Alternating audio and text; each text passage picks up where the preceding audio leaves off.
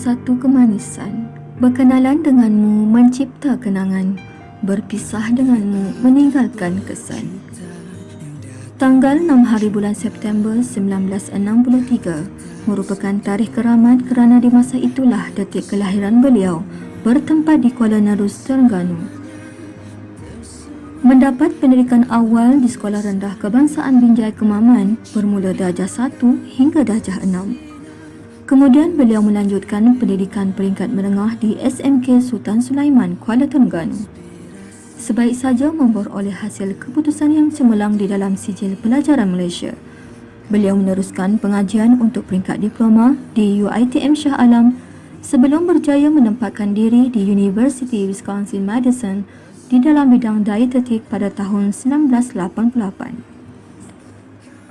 Sebelum beliau melanjutkan pelajaran di luar negara, beliau telah memeterai ikatan hati dengan pasangan beliau iaitu Wan Ahmed Wan Ngah.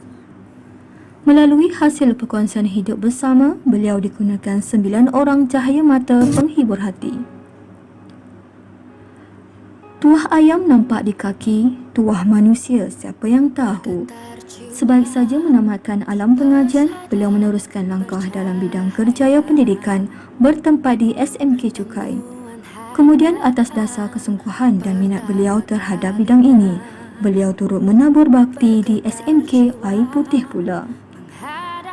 Dengan menggenggam segulung diploma pendidikan dari Universiti Teknologi Malaysia, beliau melangkah dengan lebih yakin dan bersemangat untuk mendepani arus dalam dunia pendidikan yang penuh mencabar ini.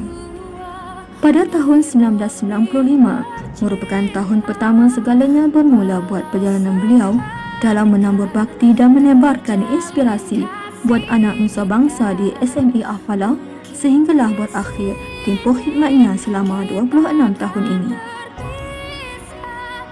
Selama tempoh perkhidmatan tersebut, beliau telah banyak menyumbangkan segala yang ada buat dirinya, baik dari sudut ilmu, nasihat, jiwa dan raga, malah tidak lokek dalam soal wang ringgit bagi memastikan anak-anak pelajar memperoleh pendidikan sewajarnya. Di mata anak-anak pelajar beliau dikenali sebagai guru sains dan pendidikan jasmani kesihatan yang ada gayanya tersendiri. Tegas tetapi berjiwa penuh keibuan, sering berkongsi mutiara-mutiara kata berupa nasihat yang penuh bermakna. Manakala di kalangan rakan-rakan sejawatan, beliau merupakan sosok peribadi yang bersikap menepati masa dan sentiasa berkomitmen dengan segala tanggungjawab yang diberikan pada beliau pasti akan dilaksanakan sehabis baik. Usaha dan kesungguhan beliau yang tidak terbendung juga itu telah melahirkan modal insan yang cemerlang, sehinggakan beliau disanjung tinggi di mana-mana sahaja. Kepimpinan dan keturunan beliau juga turut terselah apabila sering melonjakkan nama sekolah, terutamanya dalam pengurusan SPBT, sehinggakan beliau telah banyak diberi penganugerahan dan pengiktirafan tertinggi dalam pengurusan bilik dan fail SPBT.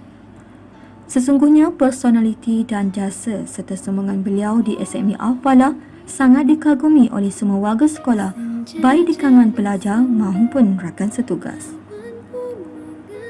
Hakikatnya telah banyak jasa dan bakti beliau tinggalkan yang tidak mungkin terpadam dalam ingatan. Tak tumbuh tak melata, tak sungguh orang tak kata. Benar kata pepatah, patah tumbuh hilang berganti, tapi tidak sama dengan yang pergi. Tinggi sungguh pohonku ini, dililit pepaku, bersulam semalu. Melepaskan dirimu di saat ini, basahlah kami meratapi pilu. Semoga beliau sentiasa dirahmati Ilahi. Puan Zaliha binti Saleh.